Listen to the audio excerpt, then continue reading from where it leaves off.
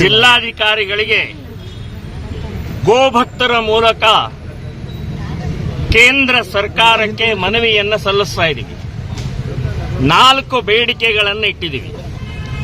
ರಾಷ್ಟ್ರೀಯ ಪ್ರಾಣಿ ಗೋ ಪ್ರಾಣಿ ಆಗಬೇಕು ಅನ್ನುವಂಥದ್ದು ಘೋಷಣೆ ಮಾಡಬೇಕು. ಗೋ ಹತ್ಯೆ ಸಂಪೂರ್ಣ ನಿಷೇಧ ಕಾನೂನು ಕೇಂದ್ರ ಸರ್ಕಾರದಿಂದ ಆಗಬೇಕು. ಗೋಮಾಂಸ ರಫ್ತಾಗೋದನ್ನ ರದ್ದು ಮಾಡಬೇಕು. ಗೋಮಾಳ ಅತಿಕ್ರಮಣವನ್ನ ತಡೆದು ಗೋಮಾಳ ಹಾಗೆ ಉಳಿಸಬೇಕು ಅಂತನ್ನುವಂಥದ್ದು 4 ಬೇಡಿಕೆಯೊಂದಿಗೆ ಇಟ್ಟಿದ್ದೀವಿ.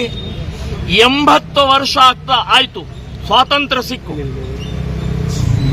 80 ವರ್ಷ ಆದರೂ ಕೂಡ ಈ ಆಕಳ ಗೋಮಾತೆಯ ರಕ್ತವನ್ನ ನಿಲ್ಲಿಸಕ್ಕಾಗ್ತಾ ಇಲ್ಲ. ಈ ನಿರ್ಲಜ್ಜ ರಾಜಕಾರಣಿಗಳಿಗೆ ಹಾಲು ಕುಡಿಯಕ್ ಬೇಕು, ಬೆಣ್ಣೆ ಬೇಕು, ಮೊಸರು ಬೇಕು, ಸಗಣಿನೂ ಬೇಕು. ಆದರೆ ಅದರ ಗೋಮಾಂಸ ಹತ್ಯೆ ಆಗ್ತಾ ಇರೋದು ನಿಲ್ಲಿಸೋದು ಬೇಡವಾ? ಕೇಂದ್ರ ಸರ್ಕಾರ ಅಂತೂ ನೀವು ಆಶ್ವಾಸನೆ ಕೊಟ್ಟು ಅಧಿಕಾರಕ್ಕೆ ಬಂದಿದ್ದೀರಿ.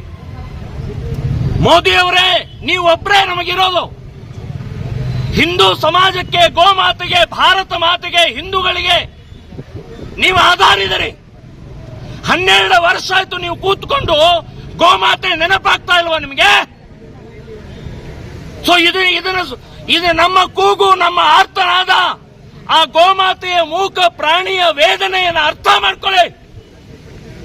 ನಮ್ಮ ಈ ಬೇಡಿಕೆಯನ್ನು ಈಡೇರಿಸಬೇಕು ಅಂತ ಹೇಳಿದೆ ಇಡೀ ದೇಶದ ಎಲ್ಲಾ ಜಿಲ್ಲಾಧಿಕಾರಿಗಳ ಮೂಲಕ ನಿಮಗೆ ಮನವಿಯನ್ನ ನಾವು ಸಲ್ಲಿಸ್ತಾ ಇದ್ದೀವಿ ಅಂತನ್ನುವಂಥದ್ದು ಹೇಳ್ತಾ ಇದ್ದೀವಿ. ಸರ್, ಈಗ ಜಂತರ್ ಮಂತರ್ನಲ್ಲಿ ವಿದ್ಯಾರ್ಥಿಗಳು ಪ್ರತಿಭಟನೆ ನಡೆಸಿದ್ರು. ಅದೇ ರೀತಿ ಏನಾಗಿದೆ ಸರ್, ಧಾರವಾಡದಲ್ಲೂ ಕೂಡ ಅನೇಕ ದಿನಗಳಿಂದ ವಿದ್ಯಾರ್ಥಿಗಳು ಪ್ರತಿಭಟನೆ ಮಾಡ್ತಾರೆ. ಅಲ್ಲ, ಈಗ ಸರ್ಕಾರ ಅದ್ರ ಬಗ್ಗೆ ಗಮನ ತಗೋಬೇಕಾಗಿತ್ತು. ವಿಷಯ ಡೈವರ್ಟ್ ಆಗ್ಬಿಡುತ್ತೆ. ನಾನು ಮಾತಾಡ್ತೀನಿ.